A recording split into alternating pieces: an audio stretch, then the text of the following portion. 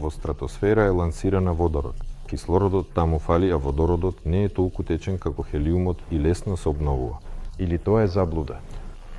Нивната флуидност е приближно еднаква. Што се однесува? Изводливоста на употреба се разбира, на големи уреди се користи водород.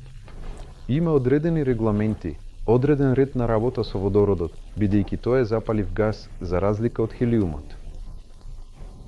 Се е можно. Тоа значи дека сериозното, масовното користење на таквите апарати секогаш е поврзано со водородот, просто поради економската ефикасност. И навистина водородот може да се произведе. Многу поедноставно.